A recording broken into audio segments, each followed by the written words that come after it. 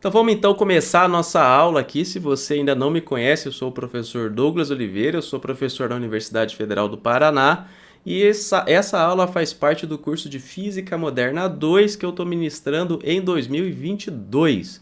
Então é uma disciplina que é meio que uma continuação de Física Moderna 1, então por isso que por enquanto ainda você não vai encontrar os materiais um pouco mais básicos de Física Moderna, quem sabe no futuro eu coloco aí no canal para vocês, gravo as aulas. Então aqui a gente vai começar vendo a equação de Schrödinger. E aí eu já vou partir do pressuposto que você já viu o comprimento de onda de de Broglie, você já sabe que a matéria se comporta como onda, como partícula, você já viu o modelo de Bohr, por exemplo, mas mesmo se você não viu tudo isso, acho que ainda você consegue entender tudo. A matemática aqui vai ser um pouco mais complicada, não vai ser uma matemática de ensino médio, vai ser uma matemática de ensino superior, mas se você fez ali cálculo 1, cálculo 2, você já consegue pegar tudo e a gente vai aprender bastante aqui. Vou mostrar para vocês hoje da motivação que a gente tem para estudar a equação de Schrödinger, a gente vai ver algumas aplicações. Então, vamos lá começar. A nossa motivação principal é justamente que a gente viu que a matéria também se comporta como onda.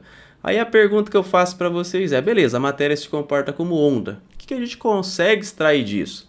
Já que a matéria se comporta como onda, eu consigo prever algum comportamento sabendo disso? Eu consigo descrever matematicamente essa matéria, né, que agora é uma onda, além de ser uma partícula? Então essa é a nossa motivação aqui, ó, que eu vou colocar a perguntinha para vocês aqui. Ó. Matéria se comporta, pode, né? Se comporta não, ela pode se comportar, na verdade se comporta, é daquela dualidade, né? Onda-partícula, por isso que eu vou colocar aqui o pode. Pode se comportar como onda. A gente viu isso daí no semestre passado. Aí a pergunta que eu faço para vocês, e aí? Em que isso implica? Em que isso implica? Eu vou escrever tudo aqui bonitinho, além de falar, por quê? Se você já me acompanha há algum tempo, você já sabe que o papel do quadro negro para você escrever é para a aula ser de um ritmo mais lento, para o aluno ter tempo aí de raciocinar, para ele conseguir escrever, porque senão fica uma palestra. A palestra já é um ritmo um pouco mais diferente, é um ritmo mais acelerado e também, se você está com pressa, ela é mais dinâmica e mais agradável de ver. Mas se é um conteúdo mais complexo, igual a gente vai começar a ver aqui agora, que você tem que ver os mínimos detalhes, tem que ser uma aula mais mastigada, mais devagar. Por isso que quando eu escrevo aqui, fica mais enfadonho, fica mais devagar, mas é esse tempo que você tem para você parar e raciocinar e tentar absorver todas as informações que eu vou passando. Então essa é a função principal do quadro negro, ela tem o seu papel didático aí. Quadro negro ou quadro branco nesse caso, né, que é o que eu estou escrevendo. Quadro quadriculado. Então beleza, a gente sabe que a matéria pode se comportar como onda, a gente quer saber o que isso implica. Mas para a gente entender isso, já que é um conteúdo novo, vale a pena a gente começar fazendo um paralelo com o que a gente já sabe. Então, antigamente, lá na Física 1, principalmente na Física 1, o que a gente via? A gente via partículas pontuais. Então, a gente via que a matéria se comportava só como partícula. E a gente aprendeu a descrever esse movimento dessa partícula. A gente, a partir de uma velocidade inicial que a gente tinha e das forças que afetavam essa partícula, a gente sabia para onde ela ia se mover para sempre. Não importa, qualquer instante de tempo a gente sabia onde ela ia estar. Então a gente conseguia descrever matematicamente esse movimento da partícula. A gente conseguia prever o que ia acontecer com essa partícula. E a nossa principal ferramenta que a gente tinha para fazer isso era a segunda lei de Newton. A gente tinha a segunda lei de Newton.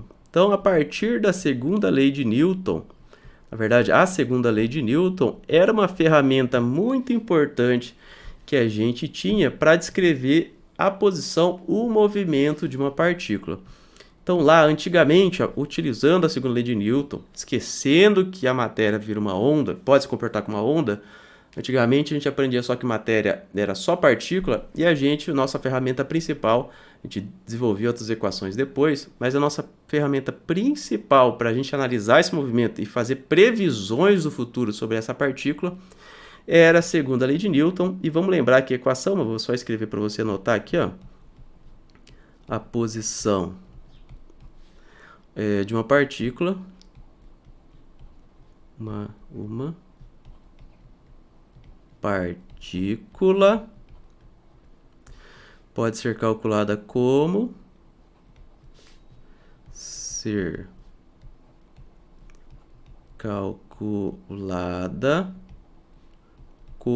e aí a gente tinha a nossa segunda lei de Newton, que eu vou colocar ela primeiro aqui inicialmente, aquela segunda lei de Newton que o pessoal fala lá no ensino médio, só para eu fazer outro contraste aqui com vocês.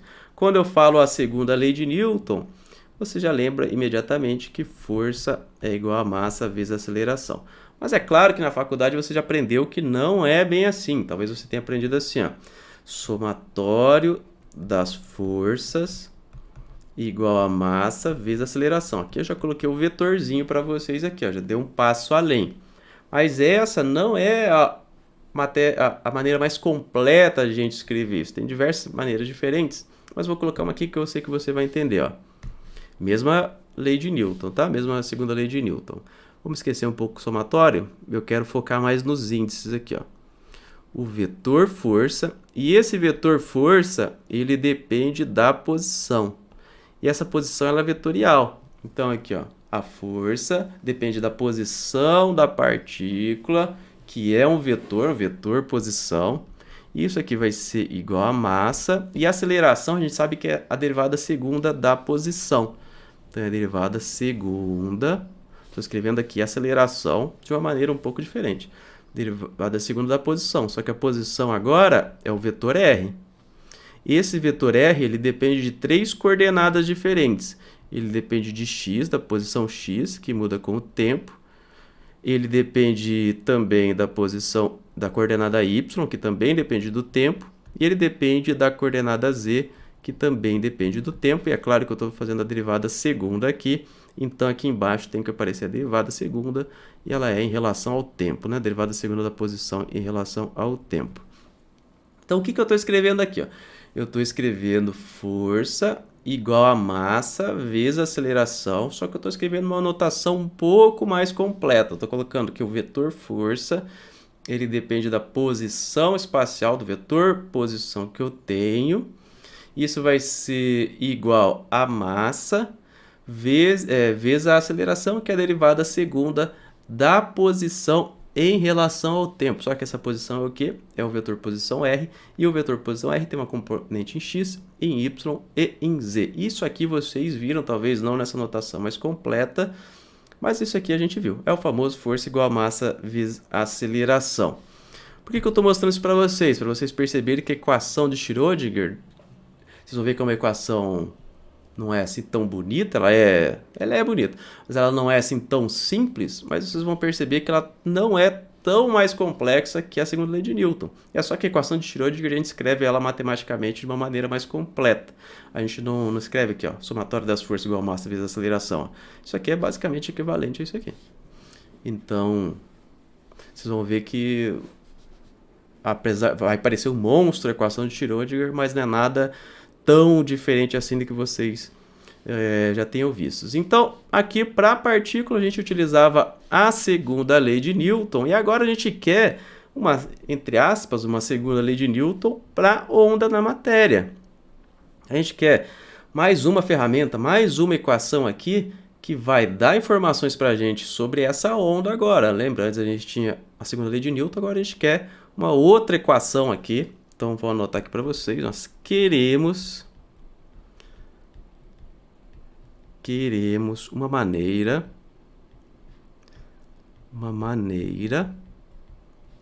de obter informações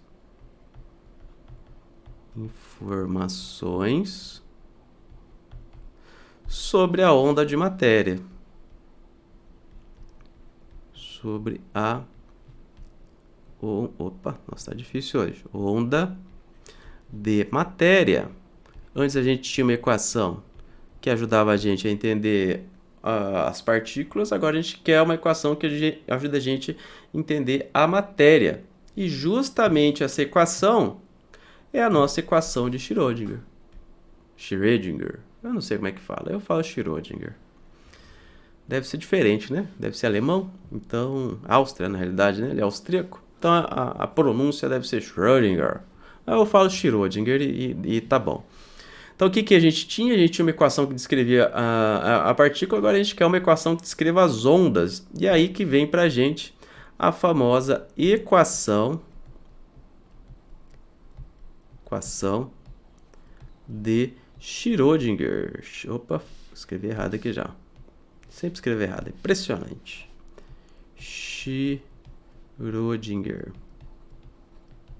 E aqui tem o trema aqui em cima, né?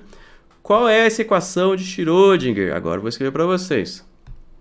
Olha só como é que ela é. Ela é I, H cortado. Lembra que H cortado é uma constante.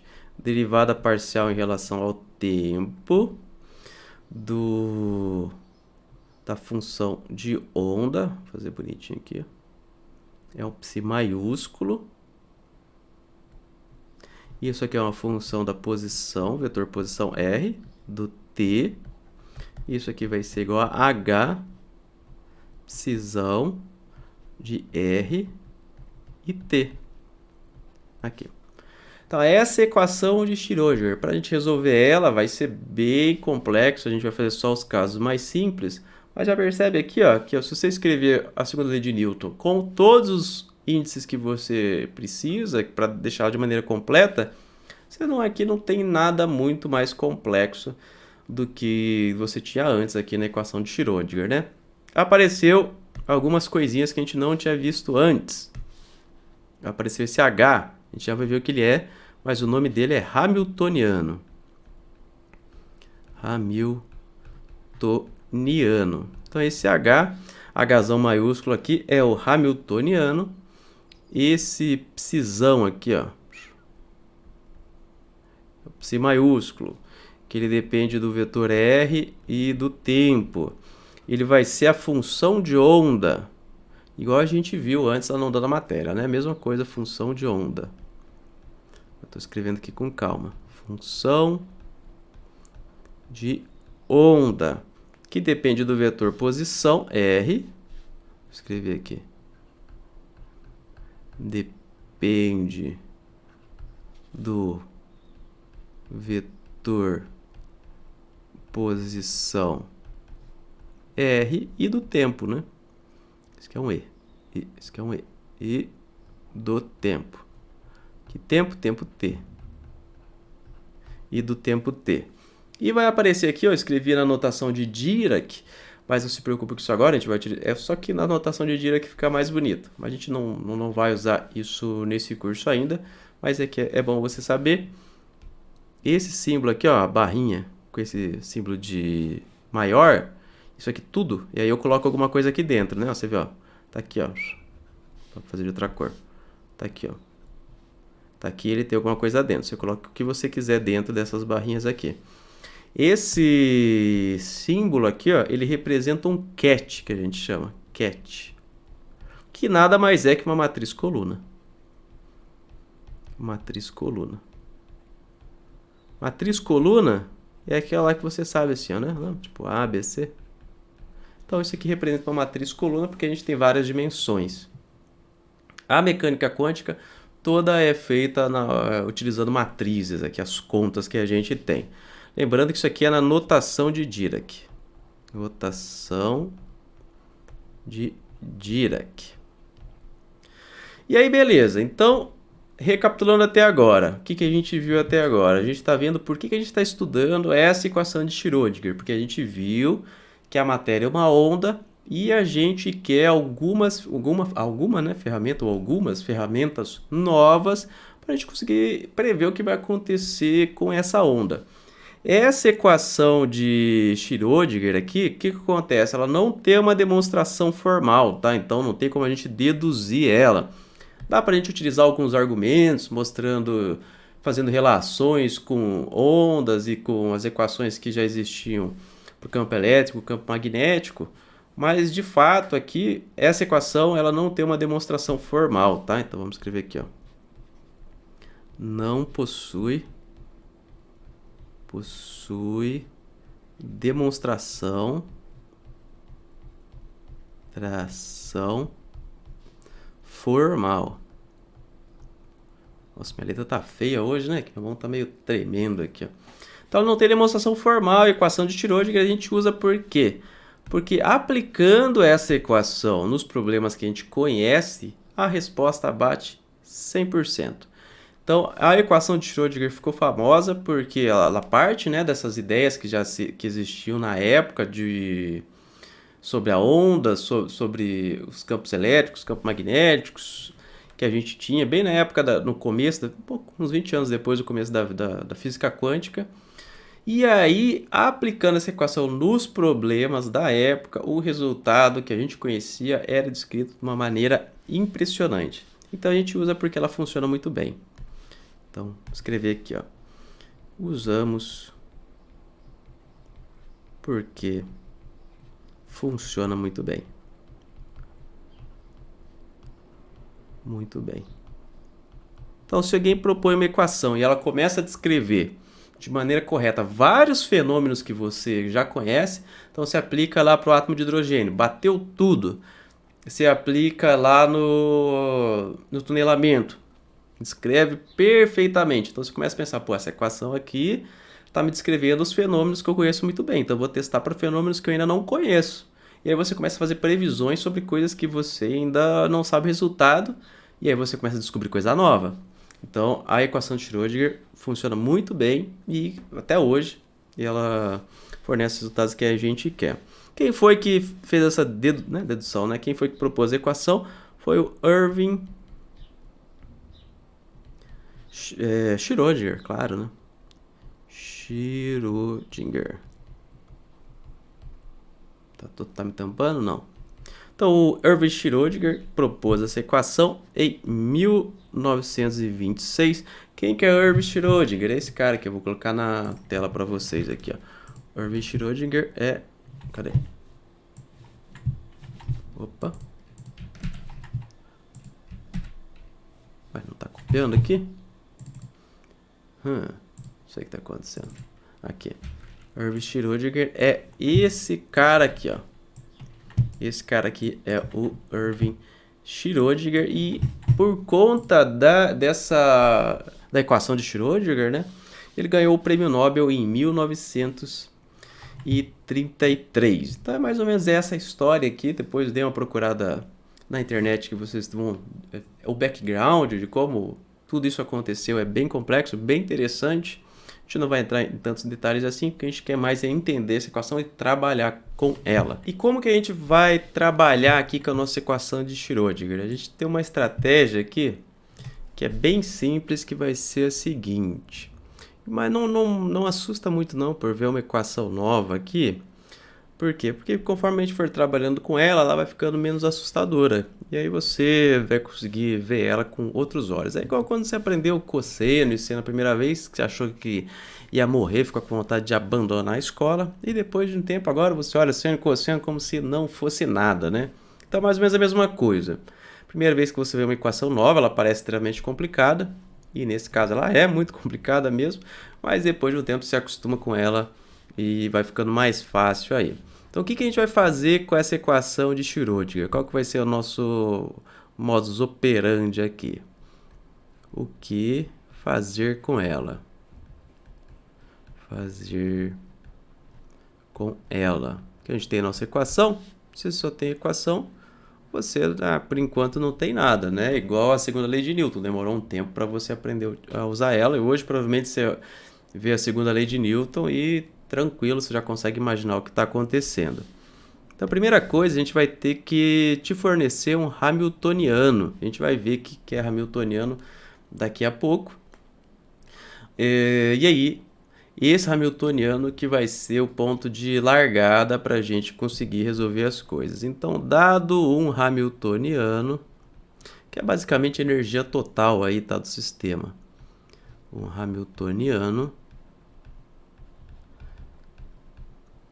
O que a gente vai fazer com esse hamiltoniano? A gente vai utilizar a equação, daí a gente pega o hamiltoniano, resolve aquela equação de Schrödinger, e aí a gente encontra a função de onda. Encontramos a função de onda. Então, essa equação de Schrödinger, o nosso objetivo com ela vai ser encontrar a função de onda. Então, a gente vai ter um hamiltoniano que vai depender das características dos postos de potencial, aonde que está a minha partícula, ou partícula não, né? Onda. Quais são as condições de contorno, como que é o universo próximo a essa onda. A gente resolve a equação de Schrödinger e encontra a função de onda. E por que a gente quer encontrar essa função de onda? Porque com a função de onda a gente pode encontrar várias coisas. A gente pode encontrar a posição, a gente pode encontrar a energia, a gente pode encontrar o momento e muitas outras coisas, né? Então, com essa função de onda, a gente encontra tudo que a gente quer saber sobre essa nossa matéria aí, sobre essa nossa onda. E aí aqui tem uma diferença do que a gente via antes, lá nas primeiras físicas, que na física a gente utilizava a segunda lei de Newton, as equações lá de cinemática, dinâmica, e a gente dizia, ó, a partícula está aqui, ela vai estar aqui, ó. Foi daqui para cá no instante tal e ponto. Essa é a posição, é aqui que ela está, aqui que ela vai. Aqui vai ter alguma diferença, porque em vez de a gente dizer, ó, eu coloquei aqui posição, a gente não vai dizer, ó, a partícula está aqui, porque não é uma partícula, é uma onda. Então, tudo que eu disser para vocês agora, a gente vai estar falando de probabilidade. Então, a resposta que vai dar para a gente, ela vai ser em probabilidade. Probabilidade. Vai ser qual é a probabilidade dessa partícula, de a gente encontrar essa partícula, né, que está se comportando como onda, nessa posição aqui. Ah, sei lá, 10%. E aqui, 5%. E aqui, 60%. E aqui, 90%, e assim por diante. Então agora a gente vai estar falando de probabilidade. As posições não são mais bem definidas, porque a partícula é uma onda não está numa posição no espaço. Ela está em várias posições do espaço ao mesmo tempo. Só que quando eu tento identificar aonde está essa partícula, ela escolhe uma posição. Essa posição que a onda vai escolher depende da função de onda. E como que a gente obtém a função de onda? Jogando o hamiltoniano na equação de Schrödinger. Então, o que a gente vai fazer? A gente vai dizer onde é que essa onda está. Através do hamiltoniano, a gente encontra a função de onda. E com a função de onda, a gente encontra a probabilidade de estar no lugar, a energia, o momento. Sempre em probabilidade. Por quê? Isso aqui é importante. Porque o que acontece? A gente pega um elétron. Vamos pegar um eletrãozinho. Essa talvez seja uma das coisas mais importantes de você entender no começo aqui da física quântica. Você tem um eletrãozinho aqui, ó. A gente aprende sempre a trabalhar com partículas pontuais. Isso que a gente sempre aprende até agora. Então tá aqui o meu elétron, ó. Ele tá nesse quadradinho aqui, ó. Mas imagina que você vai dando um zoom. Você vai dando um zoom aqui, ó. Você vai olhando ele mais de perto. Aí você deu um zoom. Então agora esse ponto, ó, pela definição matemática, um ponto ele é infinitesimal, ele é sempre pequeno. Mas vamos supor que eu vou aproximando aqui, ó. A princípio você vai imaginar, se for dando um zoom, que agora ficou uma bolinha maior, né? E esse elétron está numa bolinha maior. E de fato, talvez essa seja a aproximação que mais faz sentido com a realidade. A bolinha maior. Mas agora eu te pergunto, em que quadradinho está essa bolinha maior? Eu vou até refazer os quadradinhos aqui para você entender o que eu estou falando.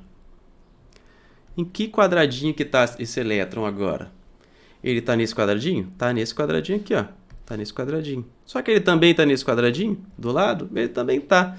Então a resposta para essa pergunta, onde é que está o elétron, é que ele está em todos os quadradinhos ao mesmo tempo.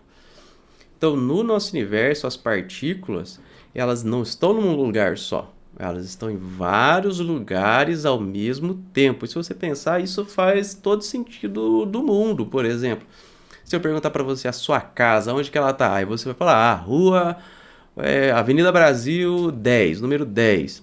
Mas o que é essa Avenida Brasil número 10? Ela não é uma posição no espaço. A sua casa está em várias posições do espaço ao mesmo tempo. Não faz todo sentido? Por que esse conceito parece estranho? Porque a gente está acostumado a trabalhar matematicamente com partículas pontuais. Mas partículas pontuais, pontos, são aproximações matemáticas. Isso ensinaram para a gente dessa maneira para facilitar a nossa análise. Mas um ponto em si, do ponto de vista da física, não faz sentido nenhum.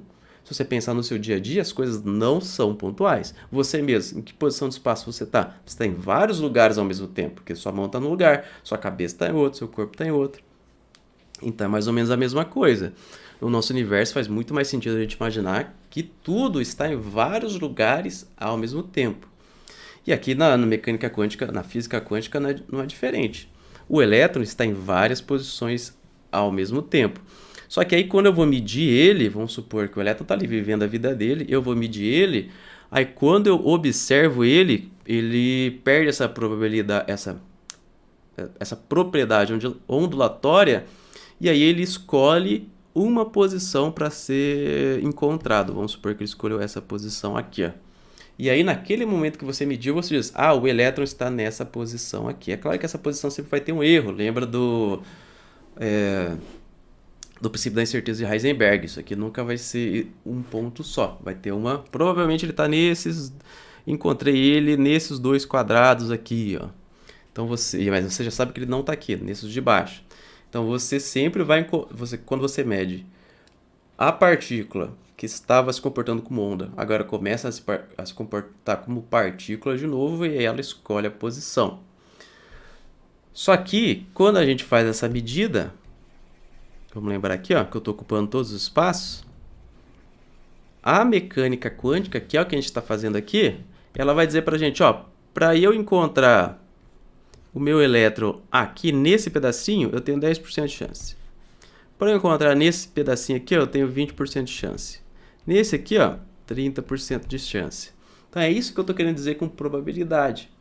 Então, quando a gente resolver a nossa equação de Schrödinger, a gente vai encontrar essa função de onda, e com a função de onda a gente vai conseguir encontrar essas probabilidades aqui. Qual é a probabilidade da partícula estar, se eu fizer uma medida, dela estar naquela posição? Mas antes de eu fazer a medida, aonde que está a partícula? Está em todas essas posições ao mesmo tempo. Então não quer dizer que eu simplesmente não sabia onde estava a posição? Não, não é isso. A interpretação é a seguinte, a partícula de fato está em todas aquelas posições ao mesmo tempo. Só que quando eu interajo com a partícula, meço ela, aí ela escolhe uma posição só. Aí a gente diz que tem o colapso da função de onda. Você deve ter visto isso com mais detalhe lá na parte de ondas da matéria. Então essa vai ser a nossa estratégia aqui para trabalhar com a equação de Schrödinger. Então vamos só fazer um outro exemplo aqui para motivação, porque vai dar trabalho, isso aqui vai usar bastante o seu cérebro para você conseguir absorver aqui um pouco do que a equação de Schrödinger fala para a gente. Então vou só te dar um exemplo aqui para você se motivar um pouco aqui. Vou até liberar todo o quadro. Espera aí. Então tudo que a gente viu até agora foi a introdução, tá, gente? Do que a gente vai fazer aproximadamente. A gente não vai resolver toda a equação de Schrödinger, a gente vai fazer um monte de aproximações aí, vai deixar ela bem mais simples, porque as contas começam a ficar bem complicadas e a gente só consegue fazer ela pelo computador. Então vamos fazer aqui um exemplo. Um exemplo que vai servir só para motivação, para você não abandonar o curso, né? Porque se eu mostro aquele monte de equação para você, começa a falar de probabilidade e você fica aí sem saber onde que isso aplica aí no mundo real, se tem aplicação ou não, a chance de você desistir é quase 100%, né? A probabilidade de você desistir é quase 100%. Então vamos ver um exemplo aqui que a gente vai obter, a gente não vai fazer as contas porque... lembrando, esse curso aqui é uma introdução à equação de Schrödinger, então a gente não vai fazer todas as contas, a gente vai fazer só algumas, mas daria para fazer as contas do efeito túnel, que é uma coisa que existe, já tem várias aplicações que a gente usa com efeito túnel e dá para fazer as contas, não é assim tão complicado, tá? Então vamos pensar assim, ó. O que eu tenho? Eu tenho uma partícula, vou fazer o caso clássico e o caso quântico, tá? Uma partícula próxima a uma barreira finita. uma barreira. Opa, barreira. Peraí. Barreira finita. Isso quer dizer que é uma barreira de... Na verdade, vamos colocar, né? Ela não precisa ser quadrada, mas vamos colocar uma barreira de potencial quadrada. A gente trabalha bastante com isso. Tem bastante conta. Se você vai prestar alguma prova de mestrado em física alguma vez na vida, provavelmente essa vai ser uma das questões que vai cair para você resolver. Sempre que cai equação de Schrödinger para você resolver, tem alguns problemas que são clássicos, a gente não vai fazer todos eles, mas tem vários problemas que são clássicos e que você tem que saber fazer meio que de cor assim. Sempre cai para você fazer. Então, o que eu estou querendo dizer? Escrevi bastante coisa só para a gente começar a entrar no nosso linguajar. Aqui a gente vai falar bastante de barreira de potencial, barreira finita, potencial quadrado e assim por diante. Mas o que você tem que imaginar? Deixa eu desenhar aqui para a gente. Ó. Você imagina que é vamos imaginar um elétron. Aqui tem o eixo X e o eixo Y, né? O eixo X é posição mesmo. Posição, aqui você posso ir da esquerda para a direita. E aqui, ó, esse eixo Y é energia. Então, não é Y de posição. O Y é energia, tá? Porque eu estou trabalhando em uma dimensão só. Mas você pode imaginar que isso é como se fosse um muro aqui, ó. Vou ter um muro aqui, ó. Muro. E aí vem uma partículazinha aqui, ó. Um elétron, ou um próton, ou o que quer que seja. E ele quer atravessar esse muro. Só que o que acontece? Ó, a energia desse elétron é essa altura aqui, ó, a energia é definida por isso. Então, ela vai conseguir pular o muro. O que vai acontecer? Vem o elétron aqui, ó, e ele bate no muro. Não consegue passar porque o muro está nessa altura aqui. Ó. Esse é um potencial finito, uma barreira finita. O que seria uma barreira infinita? Uma barreira infinita seria... Vou fazer aqui para a gente, ó. É mais ou menos o que eu estou fazendo ali, só que esse verdinho ele vai lá para cima. Ó. Aqui seria o infinito, tá? Vai lá para cima essa barreira. O infinito não seria para cá. Ó. O infinito é para cima nesse caso. Se bem que para a direita também poderia ser infinito. Mas quando a gente fala barreira finita, é essa altura dela, que a energia dela é finita. Então aqui tem como se fosse um muro. Vem a partícula, quer pular o muro, só que ela só consegue pular até essa altura aqui, ó, que é a energia dela, né? Então vem aqui, ó, não consigo pular. O que vai acontecer? Ela vai bater, né? Peraí, vou só escrever aqui para melhorar a nossa nomenclatura, para começar a aparecer. Então essa energia dele, energia E, e esse potencial aqui, ó, essa barreira de potencial, ela tem energia V0, tá? Esse é o V0. Essa é o que define a energia do topo desse meu muro. Então, como E é menor do que V0, o que vai acontecer? Vem a partícula, ela bate no muro e volta, não é isso? Então, ela bate e volta. Então, como é que eu estou falando isso aqui? Ó? Classicamente, do ponto de vista da física clássica, classicamente, a partícula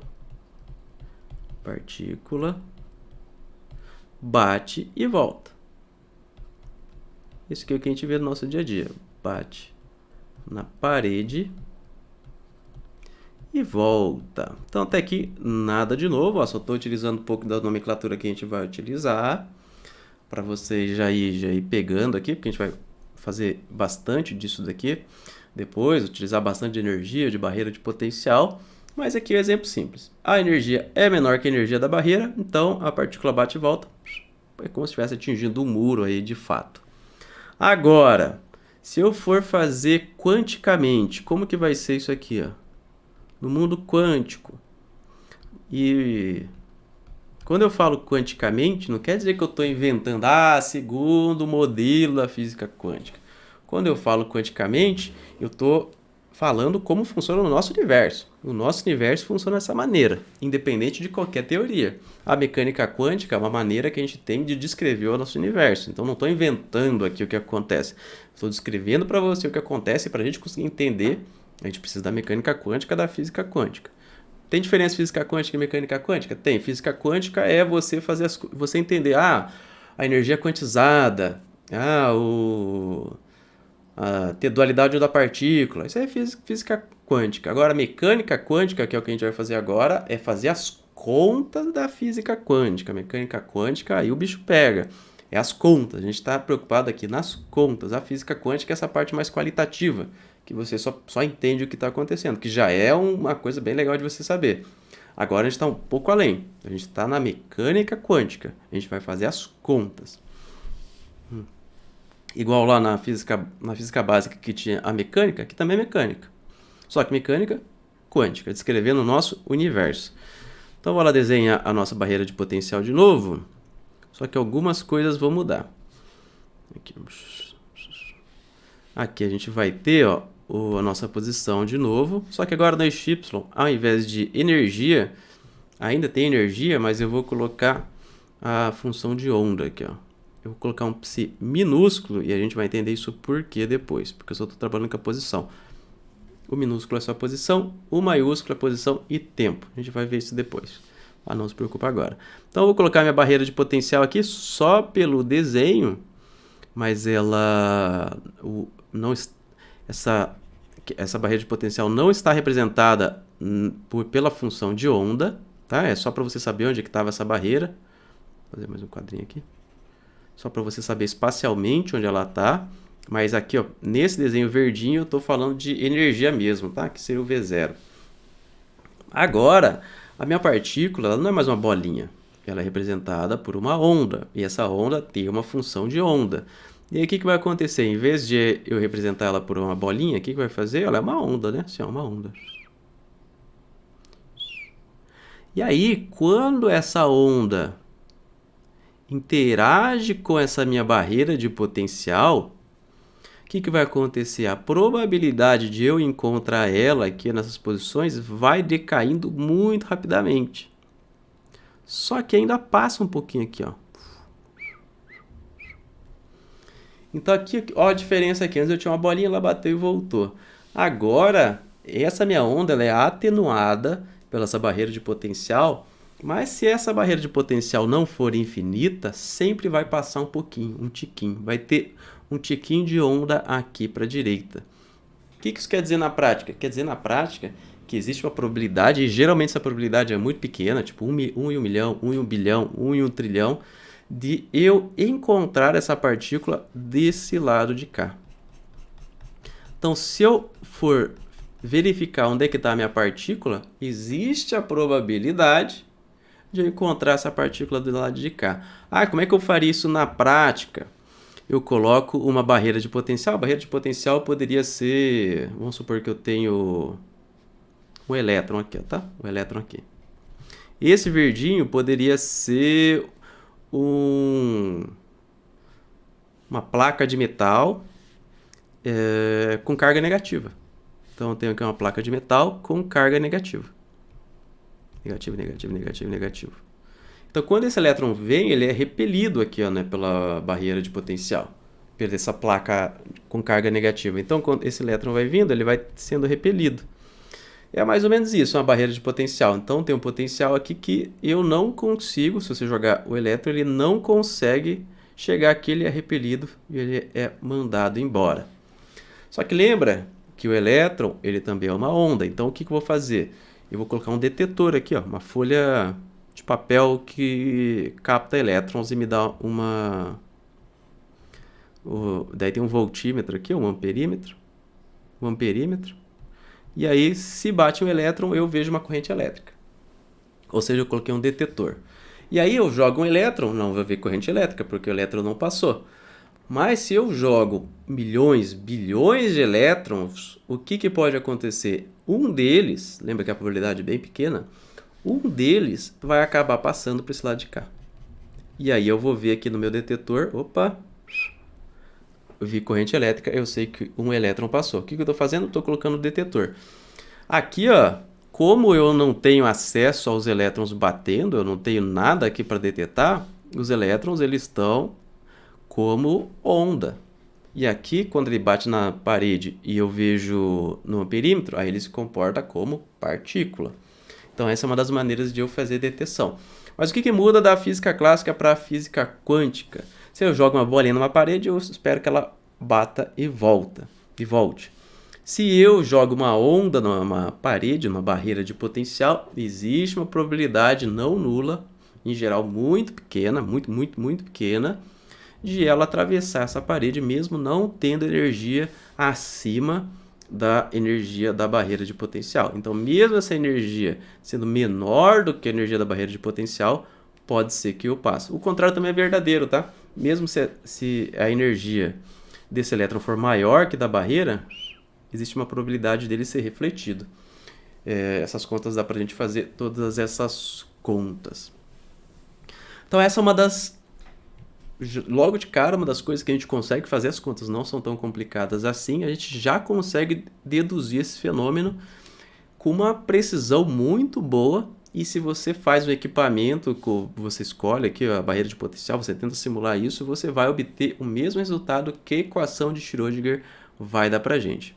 Já existe microscópio de tunelamento, já existe microscópio eletrônico que utiliza o tunelamento para você fazer uma corrente de elétrons, para você conseguir detectar átomos. O microscópio eletrônico ele serve para você ver a posição dos átomos numa amostra. O microscópio de tunelamento é como se fosse uma agulha que vai varrendo. Então, isso já é aplicação do dia a dia que eu falo do dia a dia dos cientistas aí. Então, isso aqui já existe, foi previsto, a gente já tem aplicações disso também. Então, como é que a gente vai escrever aqui? Só para escrever, para você olhar depois e não se confundir com esse monte de desenho, a gente fala que existe a probabilidade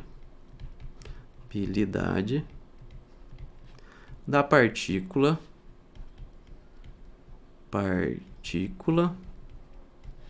atravessar a barreira.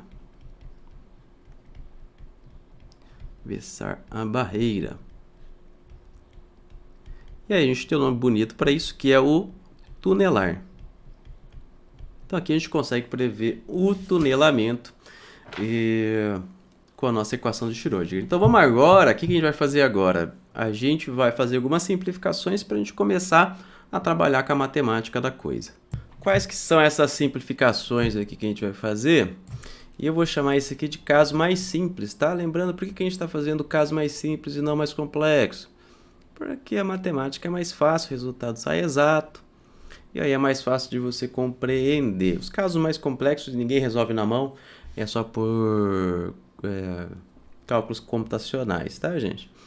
Então aqui, ó, número 3, então nós veremos apenas casos mais simples. Acho que eu vou jogar para o outro lado aqui, né? Fica melhor, sobrar mais espaço para a gente aqui. Então vamos ver apenas casos mais simples. Nesse caso, então o que a gente vai fazer aqui, ó, né? Quais são as aproximações desse caso mais simples que a gente vai fazer aqui, ó? A gente vai considerar só uma partícula. A gente vai aprender a trabalhar com mais de uma partícula lá para frente. Então, primeiro, inicialmente, a gente vai ver só uma partícula. E essa partícula ela vai ter a massa M, a massa genérica M, tá? Então, quando você vê Mzinho, é a massa dessa uma partícula. A gente vai trabalhar também só em uma dimensão. O que é uma dimensão? Vamos lembrar lá, a gente via 3 dimensões, que era o quê? Era o x, o y e o z. Quando a gente está em uma dimensão só, eu escolho uma só, ou só o x, ou só o y, ou só o z. Depois a gente vai trabalhar com 3 dimensões, tá? Mas inicialmente vamos fazer o caso mais simples e em uma dimensão só. A gente também vai fazer o caso não relativístico. Não relativístico. O que isso quer dizer? Que a velocidade ela é muito menor do que a velocidade da luz, né? Velocidade muito menor que a velocidade da luz, então a gente não precisa colocar correção relativística. E por último, a gente vai considerar que essa partícula é sem spin. Apesar de eu vou ficar falando sempre de elétron, vou dar bastante exemplo do elétron, a gente não vai levar em consideração o spin do elétron agora, tá? Então esse é o caso mais simples que a gente vai ter. Ah, mas e se eu quiser fazer os casos mais complexos? Eu até coloquei aqui, ó. E os casos mais complexos. O que eu tenho que fazer? Ah, eu tenho mais de uma partícula, eu tenho várias partículas, muitas partículas, eu tenho 3 dimensões. Aí a gente não consegue ter uma resposta analítica. A gente tem que fazer uma resposta numérica, a gente não consegue calcular a resposta, a gente não consegue obter a função de onda uma equaçãozinha, é uma aproximação daí. E para a gente chegar nessa aproximação, são muitos cálculos, muitos cálculos. Tem uma técnica computacional que é especialista nisso, que ela é chamada de DFT, Teoria da Densidade Funcional, tá? Vamos pensar assim, ó, se eu tenho uns 54 átomos, tá? 54 partículas, e eu quero calcular a densidade eletrônica, que vai ser aí uma maneira de eu simular essa função de onda. É basicamente, imagina assim, não é exatamente isso, tá? Mas nessa técnica computacional DFT, eu vou achar a função de onda, não é função de onda, lembra disso, densidade eletrônica, mas beleza, é basicamente, para os nossos propósitos, é equivalente nesse caso. Se eu tenho 54 átomos, que é pouquíssimas coisas, para eu calcular isso no seu computador aí da sua casa, vai levar aproximadamente 1 hora, 2 horas para você fazer um cálculo, tá? Para você achar essa função de onda aí. Fazer uma vez esse cálculo vai demorar umas 2 horas utilizando o computador inteiro. Lembrando que é só 64 átomos. E vamos lembrar de novo que em 1 mol tem 6,02 vezes 10 na 23, né? Então, para você ver como são muitos cálculos, seu computador aí em 2022, descendo a lenha nos cálculos, aí ainda assim demora 2 horas para a gente conseguir chegar na resposta. Então, são trilhões e trilhões de cálculos aí que você vai ter que fazer. Então, por isso que a gente só vê os mais simples e os mais complexos a gente deixa para o computador, mas é claro que você precisa pegar o feeling, né? Por isso que a gente tem que fazer na mão aqui os casos mais simples. Se você for trabalhar com física computacional, é uma das áreas de pesquisa aí da física, tem muitos pesquisadores que trabalham, são especialistas nessa área, provavelmente você vai ver isso aqui algum dia, tá? Muito boa essa técnica aí. Mas voltando aqui para o nosso caso de uma partícula, uma dimensão, não relativístico sem spin, neste caso, nesse caso simples que a gente tem, a Hamiltoniana do sistema, aquele H, ele vai ser a energia total. Não vou colocar igual, vou dizer que ele vai ser equivalente, senão igual vai ficar parecendo que sempre é isso. Ele vai ser igual à energia cinética mais a energia potencial. Então, neste caso que a gente tem, sem spin, vai ser igual a energia cinética, uma partícula só, cinética, mais a energia potencial. E aí, a gente vai escrever isso de uma maneira um pouco diferente, tá? Mas lembra que a gente tinha... Deixa eu voltar aqui para vocês verem como é que era a nossa equação de Schrödinger. Tá? Nossa, tá bem longe. Tá aqui ó, a nossa equação de Schrödinger. Agora é o H aqui, ó. Olha a Hamiltoniana. Então, a Hamiltoniana aqui a gente já... O Hamiltoniano, né? A gente já sabe que ele vai ser nesse caso. Vai ser energia cinética mais a energia potencial. Mas essa energia cinética, eu tenho uma maneira de escrever ela para que eu consiga fazer cálculos com ela. Eu vou escrever ela da maneira da mecânica quântica, o análogo da mecânica quântica da energia cinética. Vamos lembrar aqui, ó, que vai ficar bem claro para vocês daqui a pouco, ó. Como que eu posso... Ó, o Hamiltoniano é K mais V. Mas como que eu posso escrever a energia cinética? Lembra, energia cinética é igual a mv² sobre 2. Só que eu posso lembrar também que o momento linear é igual a m vezes v. Ou seja, v ao quadrado é igual a p ao quadrado sobre m ao quadrado. Então, eu vou trocar esse v ao quadrado por p quadrado sobre m ao quadrado. Então, eu vou ter que a minha energia cinética vai ser igual a m, p ao quadrado dividido por 2m ao quadrado. Então, isso aqui vai ficar p quadrado sobre 2m. Então, só escrevi aqui a minha energia cinética em termos do momento linear. O momento linear, ele tem um jeitinho de escrever ele na mecânica quântica. Dá para a gente deduzir isso, mas a gente não vai deduzir. Mas na mecânica quântica, como que a gente escreve esse momento linear? Vamos fazer aqui, ó. Mecânica quântica. Ah, mas eu quero saber como é que faz todas as contas. Lembra que esse não é o foco dessa disciplina aqui. Mas se quiser, procura o livro do Griffiths, de mecânica quântica, ela tem tudo. Griffiths, eu não lembro exatamente como que se escreve. Griffiths. Tipo assim. Livro muito bom de mecânica quântica, tá? Vai ter todas as deduções. Ele é ele é utilizado para cursos especializados só na mecânica quântica. Lembra que esse é um curso de Física Moderna 2, então a gente vai ver muitas coisas diferentes. A gente vai ver bastante coisa de física contemporânea, então por isso que a gente não está entrando tão em detalhe assim. Então, na mecânica quântica, como é que a gente consegue escrever esse operador momento linear? A gente consegue escrever ele como menos i h cortado. Lembra que h cortado é uma constante, a derivada parcial em relação a x. Então, agora onde vai aparecer p, na verdade vai aparecer esse operador aqui. Então, substituindo aqui, ó, vamos fazer aqui, ó, logo, fazer a conta só para você não se perder. Lembra que eu quero um p quadrado? Então, se eu fizer o p ao quadrado, lembra aqui, ó, se eu pego menos com menos dá mais, né? Porque eu vou fazer esse valor aqui ao quadrado, menos com menos dá mais, mas i vezes i vai dar menos 1. Então, vai continuar com o sinal de menos e vai sumir o i. O que eu fiz aqui? Ó? Só elevei isso aqui ao quadrado. Ó. Quando você leva isso aqui ao quadrado, isso aqui vai te dar menos 1. E aí, o h cortado eleva ao quadrado e a derivada vira a derivada segunda aqui, né? Derivada parcial segunda. E aí eu vou substituir lá no meu hamiltoniano. Como é que vai ficar? Ó? O que eu estou querendo fazer aqui? Estou trabalhando com o meu hamiltoniano e eu estou transformando a energia cinética, escrevendo ela no formato da mecânica quântica. Mas a gente parte aqui do começo, tá? Só o operador aqui que eu não mostrei para vocês como é que eu cheguei ali. Mas beleza, não precisa se preocupar com isso agora. Então, o meu hamiltoniano, e agora eu posso escrever ele, que ele é uma função de x e de t. Por que agora o hamiltoniano não é mais uma função do vetor r? Porque eu estou em uma dimensão só. Olha só, eu estou em uma dimensão. Então, vou escolher o x, né? Podia ter escolhido y, z, tanto faz. Mas eu vou trabalhar só no x, por isso que o h vai depender só do x e do tempo aqui, né? Também, naturalmente, o tempo não vai mudar.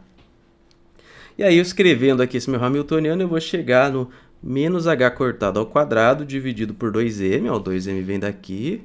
Eu só encontrei aqui o p quadrado, tem que dividir por 2m.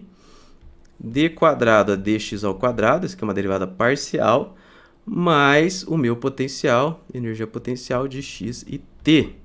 Energia potencial também vai depender de uma dimensão só de x e só de t. E aí eu posso substituir esse hamiltoniano lá na minha equação de Schrödinger. Vamos só primeiro aqui escrever a equação de Schrödinger que a gente fez lá atrás. Eu tinha feito uma vez sem escrever essa equação primeiro, e aí percebi que ficou meio confuso. Então vamos só relembrar qual é a equação completa que a gente fez antes.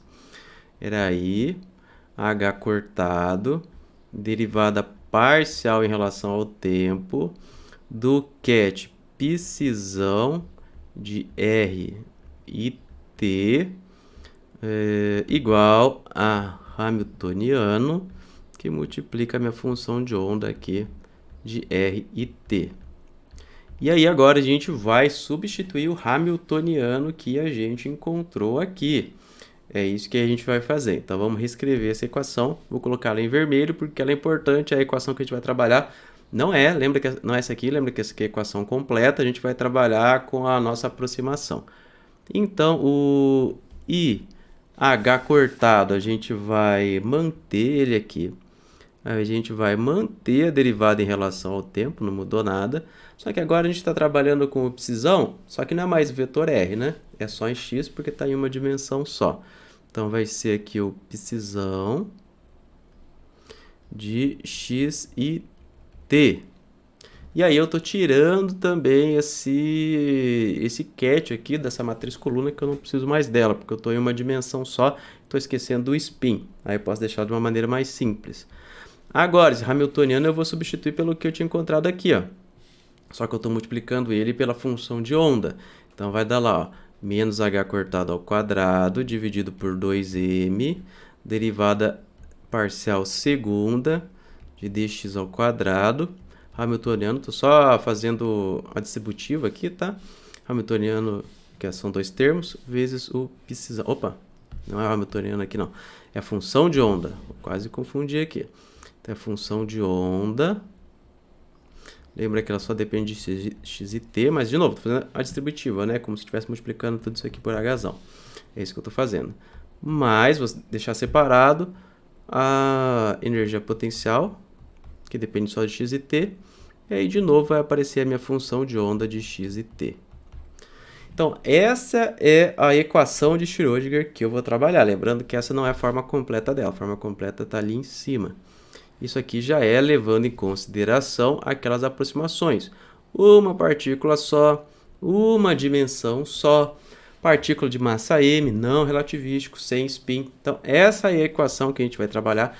É essa equação que a gente vai resolver nessa etapa que a gente vai fazer só os casos mais simples, tá? Então, anota ela aqui, por isso que eu deixei em vermelho. Vou até escrever aqui, ó. É com essa equação que a gente vai trabalhar. É com essa equação que a gente vai trabalhar.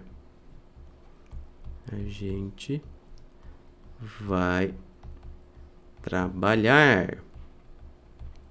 E aí, o que eu quero que você perceba dessa equação logo de cara? Vamos perceber quais são as incógnitas. Ó, tenho uma equação e eu posso ter várias incógnitas ali. Mas vocês vão perceber que não são tantas incógnitas assim. Ó. Por exemplo, esse i é o i de imaginário, né? Então, é o i de imaginário, é ele, né? Não muda nunca. H cortada é uma constante. Aqui é um operador derivada. Aqui é uma função de onda, que é o que eu quero encontrar. H cortado de novo, é uma constante. A massa, depende da partícula que eu estou trabalhando, vai ter a massa dela, então a princípio eu vou conhecer essa massa. Eu sei qual é a massa do elétron, eu sei qual é a massa do próton. Nesse caso aqui, como eu não quero descobrir que partícula que é, não vou me preocupar, vou supor que a massa eu sei. Aí derivada é um operador, de novo, aqui ó, a mesma função de onda eu não sei. O potencial eu também não sei, vai depender do meu ambiente, né, nas barreiras de potencial que tem. E a função de onda, de novo, é o que eu quero descobrir. Então, repara comigo que eu só tenho duas incógnitas aí. A função de onda, que é o que eu quero descobrir, que é o meu objetivo total, e a energia potencial. Então, o que eu quero que vocês reparem? Que se eu te falar qual que é a energia potencial, onde que estão as barreiras de potencial, qual energias que elas têm, o que você consegue me encontrar? Você consegue encontrar a função de onda, porque aí eu vou ter uma equação e uma incógnita eu consigo resolver. Então, basicamente é isso. Eu vou dar para vocês o V, aqui eu vou dar para vocês a energia potencial, e aí a gente consegue resolver a equação. É isso que a gente vai fazer. E até vou anotar isso porque é importante. Por que é importante anotando essas coisas? Porque a equação, né, ela é assustadora, se você olhar ela assim logo de cara. Então, vamos tentando mastigar ela e fazendo ela devagarzinho aqui. Então, se o V é fornecido, eu consigo encontrar o psi. Encontrar o psizão. Então, é isso que eu vou fazer. Eu vou... Opa, ficou com uma barriguinha a mais aqui, né? Então, se eu vou fornecer para vocês o V, e aí vocês vão me encontrar o psizão. A gente vai fazer um exemplo disso logo mais. Só antes de a gente começar aqui a fazer as contas, eu vou relembrar umas coisas aqui, ó, que a gente... As coisas que vocês já viram, provavelmente, mas só para relembrar, para facilitar as contas da gente, e mais alguns detalhes, mas essa é a equação que a gente vai resolver aqui, tá? Hoje a gente vai trabalhar com essa equação vermelhinha aqui, é ela que a gente vai resolver hoje e na próxima aula, tá bom? Então vamos relembrar aqui, ó, número 4, relembrando, que são alguns detalhes matemáticos. Relembrando. E esse aqui provavelmente todo mundo lembra, que é a derivada parcial. Mas se você não lembra, tá aqui a oportunidade de relembrar. Derivada, isso aqui é um R, tá? Derivada parcial. Mas por que sua letra fica tão feia? Porque eu tô numa mesinha desse tamanho escrevendo e eu não tenho muita coordenação. Se fosse quadro grande, minha letra seria muito mais bonita, acreditem em mim. Mas beleza, derivada parcial. Qual que é a diferença dessa derivada total da derivada parcial? Vamos supor que eu quero derivar x e y, x vezes y, fazer mais bonito aqui, ó. Derivada parcial de xy em relação a x. Aqui eu estou te dizendo explicitamente que... Vou deixar y ao quadrado, melhor aqui, ó. Derivada de xy ao quadrado em relação a x. Eu estou dizendo para você explicitamente, a única variável que eu tenho é o x. Tudo que não for x, você considera como uma constante. Então, quando isso aparece, eu vou derivar só o x. E o y ele sai para fora da derivada, porque ele é tratado como uma constante, porque eu só quero derivar em relação a x. Então, fica a derivada de dx a dx, que vai ser igual a y ao quadrado, né? Derivada de x a x dá 1. Mas se eu quiser fazer o seguinte aqui, ó, derivada de xy ao quadrado em relação a y. Aí o que eu estou falando para você? Ó, deixa o x em paz, só quero saber do y. Então o x vai sair para fora aqui da derivada. Eu falei integral alguma vez? Não tenho certeza. Sai para fora da derivada, aqui y ao quadrado, né? Quanto que vai dar? A derivada de y ao quadrado em relação a y vai dar 2y. Então fica 2y vezes o x. Então quando aparecer a derivada parcial é isso. Você só deriva quem que está embaixo. Se ele falou x embaixo, deriva o x. Se ele falou y embaixo, deriva o y. A mesma coisa aqui em cima. Deriva só o t. Esquece o x. E aqui, ó, deriva o x ao quadrado. X. Deriva o x 2 vezes. Esquece o t. Aqui esquece o x e aqui esquece o t. Basicamente isso, derivada parcial. É muito mais fácil que a derivada total. Que mais que é legal a gente relembrar aqui? Números imaginários. Nem todo mundo viu isso aqui. Imaginário. Número imaginário, a gente vai ter as seguintes propriedades. Ó. I vezes o i, quanto que dá? Menos 1. E se a gente pegar menos 1 vezes i, quanto que dá? Menos i. E se a gente tiver 2 mais 3i, aí não dá para misturar. Então, se a gente tiver número sem i com número com i, na soma ou subtração, aí não mistura. Então, 2 mais 3i é igual a 2 mais 3i, não muda. Agora, se a gente tiver uma multiplicação, aí você pode misturar. Se for, por exemplo, 2 vezes i, vai ser igual a 2i. Mas agora 2 mais 3i, aí você não mistura o 2 com o 3. E lembrando que i vezes i é menos 1. Imaginário só umas regrinhas básicas aí para caso você tenha esquecido. Agora um conceito que eu acho que vocês não viram em lugar nenhum, que é o complexo conjugado, que é basicamente quando vai aparecer, ó, vamos pensar que tem uma função f, ela é igual a 4 mais 2i. Quando eu quero fazer o complexo conjugado dessa função, vai aparecer aqui um asterisco nesse f, ó, vai aparecer aqui, ó, quero complexo conjugado do f, então vai aparecer f asterisco. Quando isso acontece, o que você tem que fazer? Trocar o sinal só do imaginário, tá? Então, complexo conjugado, você troca o sinal só do imaginário. E a gente já usa esse complexo conjugado quando a gente lembra a interpretação de Max Born, interpretação de Born. Interpretação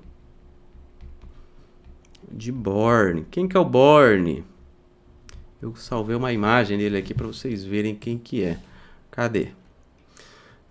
O Born é esse cara aqui, ó, Max Born, cadê? Esse cara aqui, ó. Esse aqui é o Max Born, tá? O que esse cara fez? Ele pegou a equação de Schrödinger e conseguiu interpretar o que queria dizer essa função de onda aí pra gente. Ele deu uma interpretação para essa função de onda. Ele falou o seguinte pra gente, ó, a probabilidade de encontrar a partícula, probabilidade que é uma função de x de t. Então, a probabilidade de eu encontrar essa partícula nessa região, numa determinada região, vai ser igual a essa função de onda aqui que a gente encontrou. Função de onda que a gente encontrou de x e t, mas não é só a função de onda, é o complexo conjugado dessa função de onda. Vezes aqui, ó, a função de onda de novo. Então, já utilizamos aqui o complexo conjugado. Isso aqui é uma integral, tá? Dx. Então, se eu quiser, por exemplo, saber a probabilidade de eu encontrar entre as regiões A e B, eu faço essa integral aqui. E aí eu consigo fazer o seguinte aqui, ó. Eu consigo reescrever essa multiplicação como a função de onda, o módulo da função de onda ao quadrado dx. Então, logo de cara, se eu souber qual que é essa função de onda, que eu vou descobrir utilizando uma equação de Schrödinger, eu consigo saber qual é a probabilidade de eu encontrar uma partícula numa determinada região. Esse aqui vem da interpretação do Bohr, ele que percebeu isso aqui pra gente. E aí, outra coisa pra gente relembrar aqui, ó, porque eu tô falando bastante de coisas que parecem de outro planeta, né? E, na verdade, é bem do nosso planeta, bem do nosso universo mesmo. Mas é sempre bom a gente voltar lá porque a gente conhece para vocês não se perderem. Então vamos aqui, ó. Não custa lembrar. Então isso aqui são as ferramentas que a gente vai utilizar, mas não custa lembrar. Vamos relembrar aqui. Vou até anotar para vocês. O que a gente tinha antes? A gente tinha f de r igual a md quadrado a dt ao quadrado do vetor r. Lembra do que é isso aqui? A segunda lei de Newton. Para que servia a segunda lei de Newton? Ela servia para a gente descrever fenômenos que a gente já conhecia. A gente já conhecia. Então, por isso que, para a maioria das pessoas, essa segunda lei de Newton é mais fácil. Apesar de, beleza, a matemática está lá. A matemática ela é dificilzinha, inacessível para a maioria das pessoas. Concordo com vocês, beleza. Mas, ainda assim, essa segunda lei de Newton, ela é feita para a gente descrever os movimentos, as coisas que a gente já conhece, tipo a bolinha subindo e descendo, ou então dois carros batendo. Então, a gente está descrevendo matematicamente coisas que a gente já conhece. Agora, a gente vai trabalhar com a equação de Schrödinger.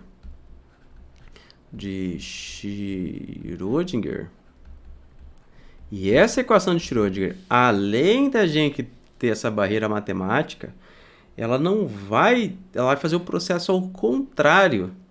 A gente vai tentar descobrir fenômenos que ninguém conhece. Então, repara na diferença aqui, e aqui começa a aparecer a beleza das coisas, e aí que os físicos brilham porque eles descobrem coisas que ninguém tinha percebido antes. Aqui a gente tinha uma ferramenta para descrever coisas que a gente já conhece. Então, a gente já conhece o fenômeno e a gente quer descrever ele matematicamente. Aqui a gente vai partir da matemática para tentar descobrir fenômenos que a gente não conhece. Para a maioria das pessoas. Fenômenos que a gente não vê no dia a dia. Então, a partir de resultados matemáticos que a equação de Schrödinger vai dar para a gente vai tentar descobrir fenômenos que a gente não consegue ver no dia a dia. Você não consegue ver um elétron aí virando uma onda no dia a dia. Mas a gente vai partir dessa matemática para interpretar, para conseguir entender como é que funciona esse mundo microscópico, esse mundo quântico. Então, repare que tem uma barreira maior ainda, porque agora o fenômeno ele é desconhecido para a maioria das pessoas, de novo, né? Se você já estudou mecânica quântica, você conhece alguns deles. Mas ainda assim, então o que a gente vai fazer aqui? A gente vai ter a matemática. Por que eu falo matemática? Porque primeiro a gente vai partir pela conta, depois a gente vai ver o resultado. Aqui a gente sabe o resultado e joga para a conta depois. Então, a matemática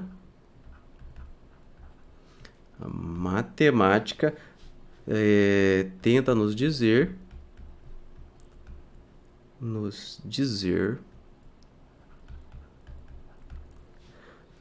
como funciona o mundo que não conhecemos. Funciona o mundo que não conhecemos. Por isso que às vezes vai ficar abstrato.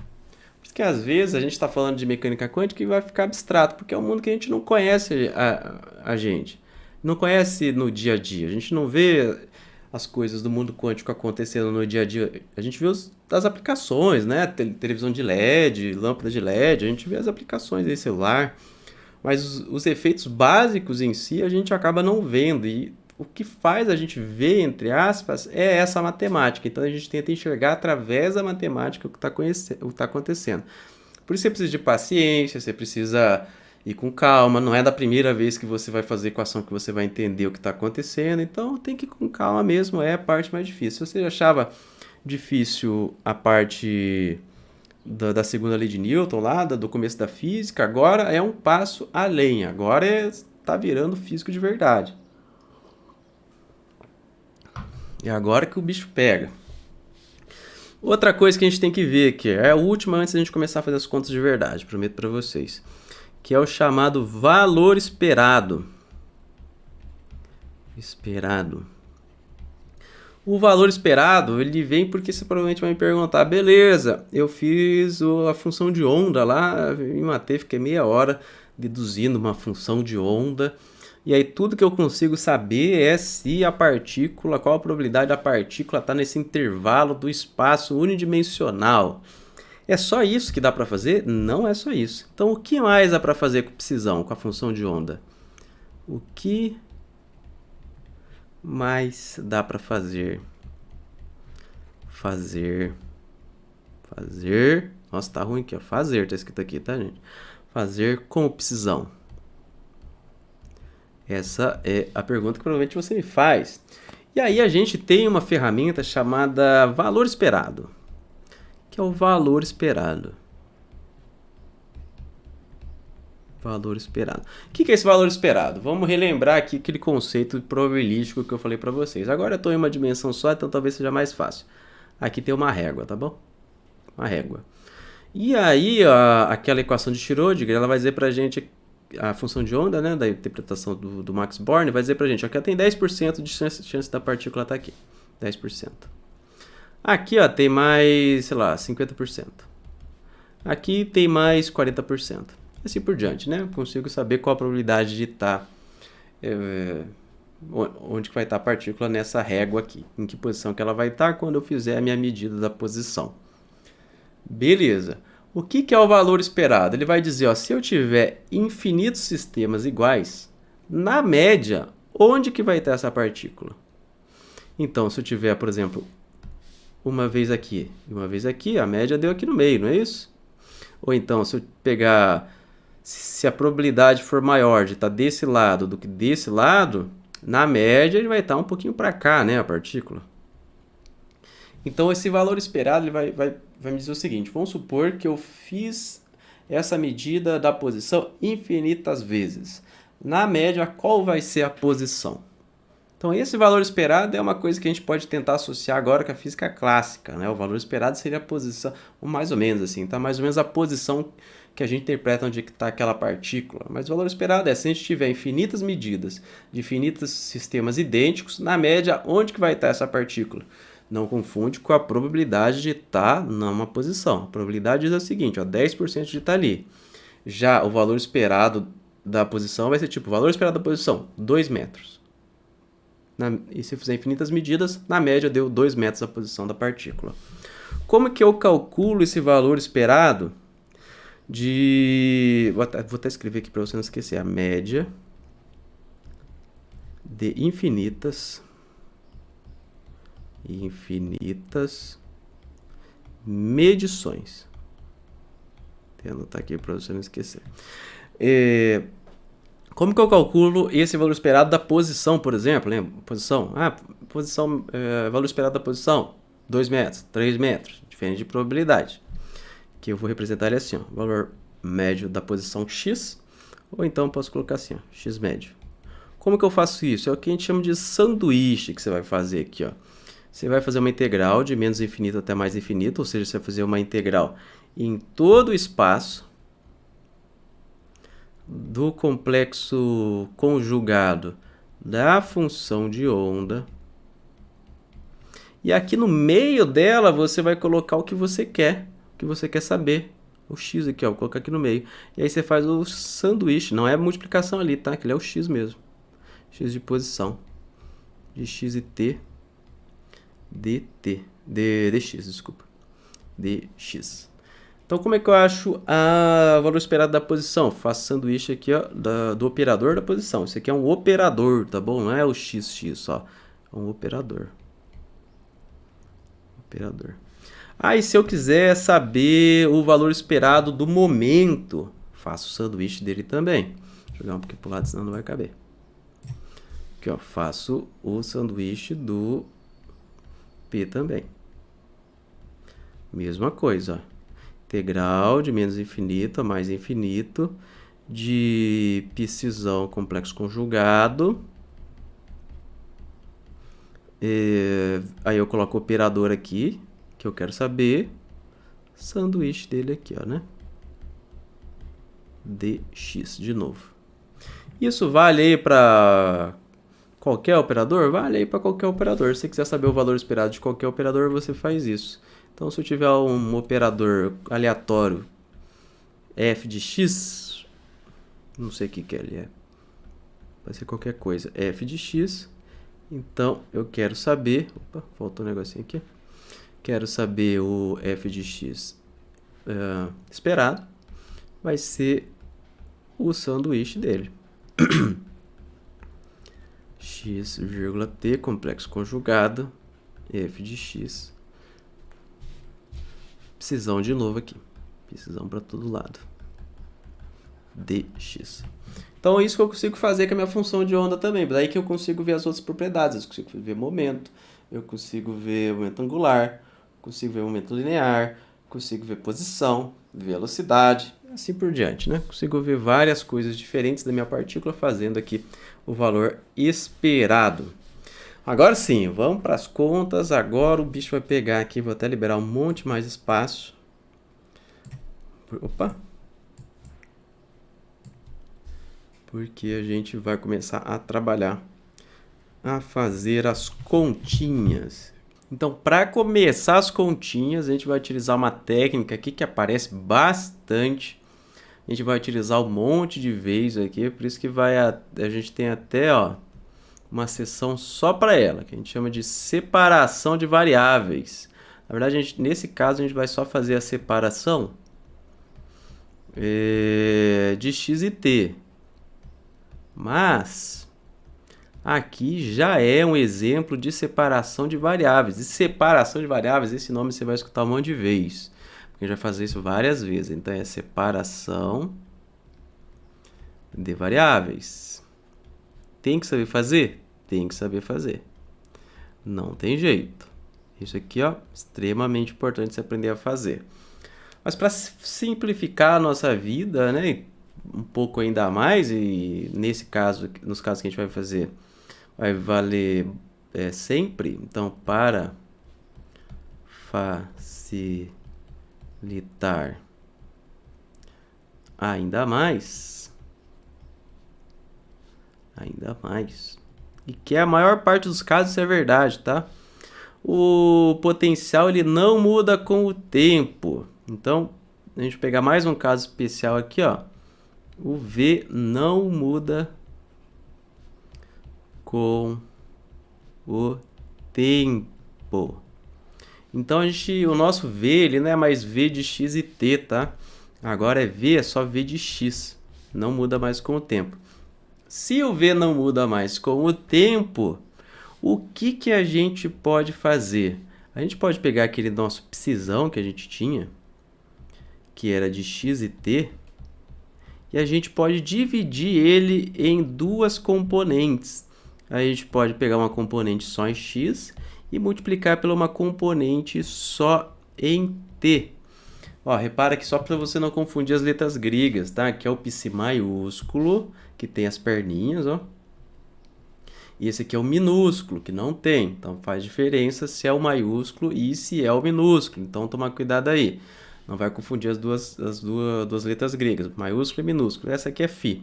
Psi e φ minúsculo também. O φ maiúsculo é assim, né? Esse é o φ maiúsculo, esse é o φ minúsculo. Então, aqui, ó, a gente separou aqui, ó, se V não muda com o tempo, se V é só V de x. Então, a nossa função de onda, a gente pode separar a nossa função de onda. Estamos fazendo separação de variáveis, a gente já vai... É um processo grande, tá? Não é só isso. A gente vai partir desse pressuposto aqui, ó. Que a minha função de onda, ela pode ser dividida em um pedaço que depende só de x e um pedaço que depende só de t. O que seria um exemplo disso na prática? Por exemplo, ó, vamos fazer assim, ó, vamos supor, tá? Vou fazer uma coisa bem besta aqui, ó. Igual a x vezes t ao quadrado. Olha aqui, ó. ter um... Nesse caso aqui, tá? Não é isso que a gente vai obter, mas supondo que fosse. Esse aqui é o psi de x e esse aqui é o φ de t. Tá vendo? É isso aqui que eu tô querendo dizer para vocês. Pode ser um pedaço só de x e um pedaço que dependa só de t. E aí o que eu vou fazer? Eu vou pegar aquela equação de Schrödinger que a gente trabalhou, aquela vermelhinha, e onde tiver o psizão eu vou escrever psi e φ. É isso que eu vou fazer, só substituir. E aí eu preciso de bastante espaço aqui, tem que até fazer pequeno porque vai ficando grande as coisas aqui. Menos h cortado ao quadrado dividido por 2m, d quadrado é dx ao quadrado. E agora aqui é ter a função de onda completa, mas agora eu vou trocar por psi de x e φ de t. Então é isso que eu vou fazer. Psi de x e φ de t. Só troquei, tá? Não tem nenhum segredo aqui. Mas v de x, olha só, o v de x, ele tá aí, né? E sumiu o t, porque a gente está considerando que ele não depende mais de t. Tô só trocando a ordem aqui também, tá? Só inverti os termos, que antes eu colocava esses dois termos na direita, agora eles estão na esquerda. Não tem nada demais aqui. Φ de t igual a IH cortado d a dt de φ de x psi de x φ de t. Então, o que eu fiz aqui? Aonde tinha o psizão, eu troquei pro psizinho e o fizinho. Foi só isso que eu fiz e inverti o que estava na direita foi para a esquerda, o que estava na esquerda foi para a direita. O que eu vou fazer? Ó? Percebe comigo que nessa derivada parcial, ela é essa de x. Então, esse termo aqui ele pode sair para fora da derivada, concorda comigo? Igual a gente viu lá. E a mesma coisa aqui, ó, aqui essa derivada parcial em relação a t. Então, esse termo que depende de x sai para fora e é isso que eu vou fazer, tá? Então, como é que vai ficar? Vai ficar assim, ó, menos h cortado ao quadrado dividido por 2m vezes o φ de t, derivada parcial ao quadrado de x de psi de x, mais v de x, psi de x, φ de t, igual a IH cortado, psi de x, d a dt de φ de... Opa, tá errado esse φ aqui, né? O φ é assim. De φ de t.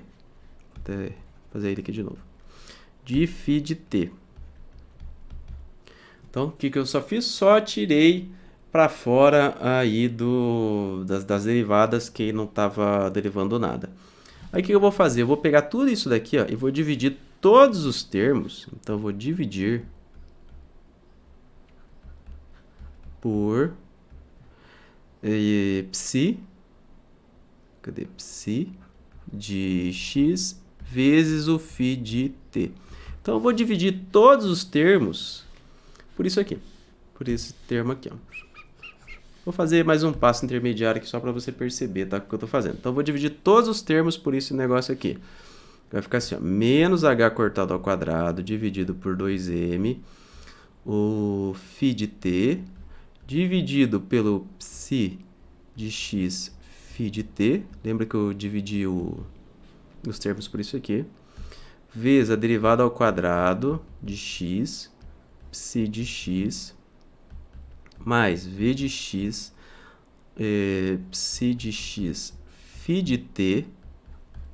E eu estou dividindo esse termo aqui do meio, tem que dividir todos os termos, né? Porque senão eu estou adicionando coisa que não existe. Se eu divido todos os termos pela mesma coisa, dos dois lados, é a mesma coisa que eu multiplicar por 1 dos dois lados, aí não tem problema. Então, sempre posso dividir todos os termos pela mesma coisa, supondo que você não esteja dividindo por zero, né? Você não pode dividir por zero também.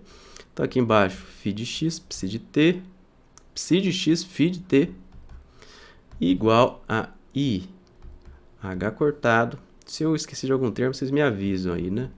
Ou não avisam, porque é gravado, vocês nem vão ter como avisar, né? Mas coloca nos comentários aí depois, que é tão grande as contas que às vezes eu esqueço de alguma coisa. Psi de x, φ de t. E agora repara que eu consigo cortar algumas coisas. Eu consigo cortar isso aqui. consigo cortar isso aqui. E eu consigo cortar esse aqui, ó. Aí o que que fica? Vai ficar assim, ó. Só conferir se tá tudo certo, tudo certo. Menos. Ficou para fora ali? Não. H cortado ao quadrado dividido por 2m. 1 sobre π de x. Derivada segunda de dx ao quadrado. π de x. Mais v de x. Igual a h cortado vezes 1 sobre φ de t, aqui é dt, né? d a dt φ de t. E aqui, ó, essa aqui é uma equação importante, porque não sei se você vai conseguir perceber, quando eu falar você já vai perceber, que na esquerda eu só tenho termos que dependem de x. Ó, consegue ver? Ó, esse depende só de x, só depende de x. Então, esse aqui, ó, só depende de x. E do outro lado, eu tenho um termo que depende só de t. Então, de um lado eu tenho um termo que depende só de x, e do outro lado eu tenho um termo que depende só de t. Então, esse aqui só depende de t. Olha que maravilha. Estou separando. Na esquerda depende só de x, na direita depende só de t. E por isso acontecer, ó, repare que os dois lados são independentes. Como x e t são independentes, esse lado azul é independente desse lado verde aqui. E aí, como é que eu consigo fazer que isso seja sempre verdade? Como é que eu consigo fazer que exista essa igualdade do lado esquerdo e do lado direito, sendo que o lado esquerdo depende só de x, o lado direito depende só de t, só que x não depende de t. Então, como que essa igualdade aqui, ó, pode ser sempre verdade, sendo que o lado esquerdo é independente do lado da direita? Só tem uma maneira disso acontecer. Se o lado azul for igual a uma constante e o lado verde for igual a essa mesma constante. Por exemplo, vamos supor que o lado esquerdo é igual a 2. O lado direito é igual a 2 também. E 2 é um número constante, né? Então, qual é a única maneira de ser verdade? Se essa parte azul for igual a uma constante e se essa parte verde for igual a uma constante também. Porque se não for igual a uma constante, se o azul muda, o verde não vai mudar, porque um é independente do outro. Então, se o azul conseguir mudar o valor dele, essa igualdade não vai mais valer. Então, para que isso seja verdade, a única maneira disso ser verdade é se ambos os lados forem igual a uma constante, e essa constante tem que ser a mesma. Então, vamos até escrever isso aqui que é importante você anotar. Então, a única maneira de isso ser verdade sempre, ó, tem que ser verdade sempre, não é só uma vez que tem que essa igualdade funcionar. Essa igualdade tem que funcionar sempre. É se a gente tem que a parte azul, vou até fazer de azul aqui, ó, menos h cortado ao quadrado dividido por 2m, 1 sobre π de x, derivada segunda de π de x a dx ao quadrado mais v de x for igual a uma constante. Então, esse c aqui que eu estou escrevendo para vocês é uma constante qualquer. Constante. E o lado verde, que é i h cortado 1 sobre φ de t vezes d a dt φ de t. E esse lado aqui também, ele também tem que ser igual à mesma constante. Então, isso aqui é a mesma constante. Essa é a única maneira dessa igualdade valer. Então, agora eu tenho, em vez de uma equação para resolver, uma equação mais complexa de duas variáveis, em vez de ter uma equação de duas variáveis, eu vou ter duas equações de uma variável cada. E aí é muito mais fácil de resolver. Eu vou resolver o azul e o verde separadamente, porque são equações muito mais fáceis de resolver. Agora você deve estar pensando, é impossível aprender isso, olha o tamanho dessas contas aí. O que você tem que fazer? Você tem que parar esse vídeo nesse momento, sentar, pegar o seu lápis e seu caderno e refazer as contas que eu estou fazendo. Porque se você não fizer isso, é quase... A não ser que seja um gênio, né? Mas se você for um gênio, provavelmente você já vai estar estudando por conta, né? Gênio geralmente não precisa assistir aula.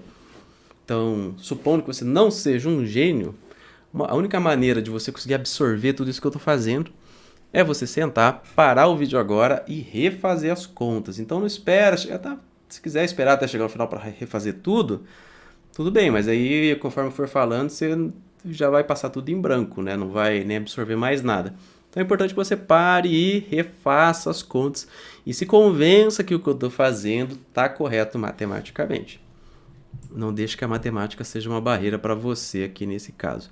Então, repetindo aqui o que a gente fez, a gente separou a nossa equação de Schrödinger num pedaço que depende só da posição x, num pedaço que depende só do tempo t, e agora a gente vai resolver essas equações separadamente. O que a gente fez? A gente separou as variáveis, olha aqui, ó, separou a variável x da variável t. Essa técnica aqui, chamada separação de variáveis, vai aparecer bastante, tá? Porque ela vale quando a gente tem que o potencial ele depende só de x, não depende do tempo. Então vamos lá, ó. Vamos fazer primeiro a parte mais fácil, a parte que depende só de x, de t, desculpa, depende só de t. Então essa é a primeira parte que a gente vai resolver. O que a gente tem agora? Ó, eu vou omitir essa função de esse tzinho aqui, ó. Porque você sabe que a função φ depende só de t, tá? Eu vou omitir só para ficar mais fácil da gente observar. Então vai ficar IH cortado 1 sobre φ dAdt de φ igual a uma constante c que eu não sei o que é. Aí o que eu posso fazer aqui, ó? Como essa função φ ela depende só de t, e eu estou fazendo uma derivada parcial em relação a t, neste caso, essa derivada parcial vai ser equivalente à minha derivada total. Porque eu só tenho uma variável mesmo, que esse φ só depende de uma variável mesmo, então a derivada dá na mesma. Então eu troquei a derivada parcial pela derivada total. Aí o que eu vou fazer aqui? Ó? Eu vou passar tudo que não tem φ para o outro lado, inclusive o dt aqui, tá?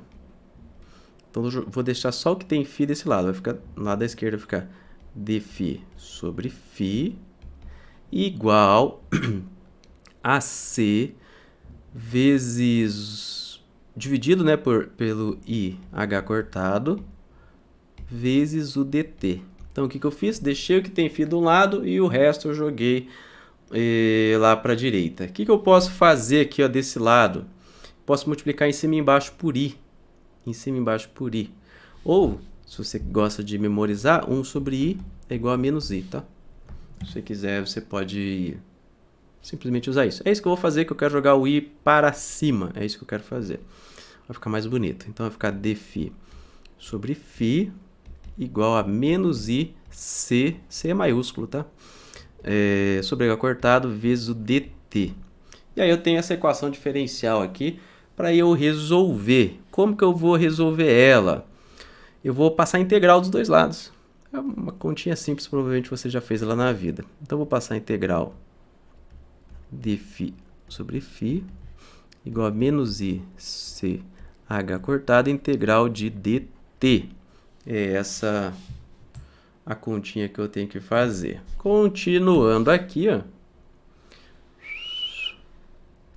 Integral de dφ de 1 sobre φ dφ. Quanto que dá isso daí? Dá ln de φ. Integral de dt. Dá t, né? Igual a menos IC sobre h cortado t. Integral de dt é o próprio t. Quero deixar o φ aqui só. O que eu faço? Eu aplico o exponencial dos dois lados. Então, vai ficar exponencial de ln de φ igual a e elevado a menos ic sobre h cortado t. O e corta com ln, vai ficar φ igual a e elevado a menos ic sobre h cortado vezes o t. E aí meio que está resolvido já aqui, ó, né? Porque eu já tenho o φ, isolei o φ, que esse era basicamente o meu objetivo. Então aqui está meio que já resolvida a minha equação, vai dar uma exponencial imaginária. Aí a gente pode utilizar a regra de Euler para fazer mais alguns passos aqui, tá? Eu posso reescrever essa exponencial imaginária utilizando a regra de Euler, que aí vai ficar da seguinte maneira aqui, ó. Vou trocar de cor porque não precisa mais. Vai ficar assim, ó. Φ de t vai ser igual a cosseno de ct sobre h cortado menos IC, não é a mesma coisa, tá? A gente consegue escrever exponencial imaginária em termos de seno e cosseno. Seno de ct sobre h cortado. Então, o que você consegue perceber aqui, ó, essa função do tempo, essa função que depende do tempo, ela é uma função oscilante, ó, porque ela tem cossenos e senos. Talvez quando você tem essa exponencial imaginária, você não consegue perceber que ela é oscilante, a não ser que você tenha um pouco mais de experiência. Mas aqui, ó, quando você escreve ela como seno e cosseno, já meio que matou, né? Você já consegue ver, ó, tem uma função cosseno e uma função seno. Então, você sabe que ela vai ficar fazendo assim, ó, né? Então, quer dizer que esse termo do tempo, conforme o tempo passa, vai fazendo uma oscilação. Porque é um quê? É uma onda, né, gente? Então, nada de surpreso nisso. Como é que uma onda faz? Geralmente, onda a gente escreve em termos de senos e cossenos. Vou fazer mais uma simplificação aqui, ó. Vamos lembrar que o h cortado é igual a h dividido por 2π. Então, eu vou substituir aqui o h cortado pelo h. Então, eu vou ter que o φ do t vai ser igual a cosseno. Opa, coloquei um 2 em vez de um S. Vai ser igual a cosseno de 2π ct sobre h menos i seno de 2π ct dividido por h. Por que eu estou fazendo isso? Já vão ver daqui a pouquinho. Primeiro, já vai entender por que eu dividi esse... H cortado não, né? H aqui. Já vai entender por que eu fiz isso. Vamos pensar o seguinte aqui, ó. Quando a gente tinha uma função oscilatória, como é que a gente escrevia ela antes? Se eu tinha uma função oscilatória. Lá no sistema Massamola, por exemplo, oscilatória. Como que eu consegui escrever a função oscilatória? Eu escrevi ela assim, ó. A cosseno de ômega t. Lembra do sistema Massamola? Era assim que a gente escrevia. Então, vamos comparar aqui, ó, esse cosseno, o que tem dentro do cosseno, com o que tem dentro do cosseno lá em cima. O que eu estou comparando? Estou dizendo para vocês que ômega t é igual a 2πc sobre h vezes o t. E aí você consegue perceber que a frequência angular, lembra da parte de oscilações? Você não lembra, dar uma revisitada lá? A frequência angular, ela vai ser equivalente a 2πc sobre o h. É isso que a gente encontra até agora. Então, eu sei que essa parte que eu circulei é igual à frequência angular. Mas eu também posso escrever, em vez de frequência angular, eu posso escrever a frequência, porque eu sei que ômega é igual a 2π vezes a frequência, ou seja, na verdade, só substituir aqui, né? Vou substituir aqui. Ou seja, 2πf é igual a 2πc sobre h. Posso cortar o 2π? Agora ficou claro porque eu substituí o h cortado por h, né? Porque eu ia cortar o 2π depois. Não precisava nem ter feito isso agora. E aí, ó, o que sobrou? Sobrou que f igual a c sobre h. Vou passar o h, esse c é uma constante, tá? Não é a velocidade da luz, não vai confundir isso agora, porque a gente vai falar mais ou menos a mesma coisa. Mas esse c não é a velocidade da luz, o c é uma constante que eu não sei quanto que ela vale. Vou passar o h para o lado, vai ficar assim, ó, hf igual a c. Agora vamos lembrar que eu estou falando aqui de uma onda. E o que a gente viu que HF representa para uma onda? Isso desde lá do Planck, lá a gente já tinha visto isso aqui. Se eu tenho uma onda HF ou HNI, né? Lembra que aparecia às vezes o HNI, frequência como HNI? Isso que não é um V, é um NI. HF é o quê? HF é a energia dessa onda. É a energia que eu tenho. Então, o que aconteceu? Eu descobri que essa constante C é igual à energia dessa minha onda de matéria. Então, agora volta para a equação aqui que a gente tinha, tá? Essa parte aqui em preto, eu fiz só para a gente descobrir que a constante C era energia. Eu tenho que essa função φ de t, ou seja, a parte dependente só do tempo, ela é igual a E elevado a menos I ET, que é um E, T, dividido pelo H cortado. Ah, mas não tinha trocado o H cortado pelo H? Não, troquei aqui só na parte preta aqui, ó. Voltei para cá, ó, tá? Então, essa é a parte dependente do tempo. E repara que essa parte dependente do tempo, vamos voltar aqui, ó, ela não depende do potencial V. Então, ela é a mesma para todo mundo. Essa parte dependente do tempo não muda. Ela é independente do problema que eu tenho. Supondo todas as aproximações que eu fiz, né? Uma partícula só, V não depende do tempo, não é relativístico, sem spin, assim por diante. Então, aqui, ó, repara comigo que essa parte verde, dependente do tempo, ela vai ser a mesma para todo mundo. Então, se eu resolvi uma vez, resolvi para todo mundo. Então, nessa parte verde aqui eu não mexo mais. Ela vale para todo mundo porque ela é independente do potencial que eu tenho. Não tenho mais esse problema. Então, tá resolvido. Agora, tudo que eu tenho que fazer é resolver o resto. O que é o resto? O resto é essa parte azulzinha aqui. Como é que vai ficar essa parte azul? Vamos reescrever ela aqui, ó. Escrever ela aqui, ó. Então, vamos... anota essa parte verde aí, tá, gente? Lembra que ela não muda mais. Ela vai ser sempre essa daí. Então, o que a gente tinha separado em azul aqui até o momento? A gente tinha separado menos h cortado ao quadrado dividido por 2m, 1 sobre πc de x, vezes d quadrado πc de x a dx ao quadrado, mais v de x igual a essa constante c. O que eu vou fazer? Eu vou, primeira coisa, já trocar esse c pelo valor dele, que é e, né? Já sei. E agora eu vou passar esse... Opa, faltou um pedacinho aqui, né? Tá faltando? Não, tá certo.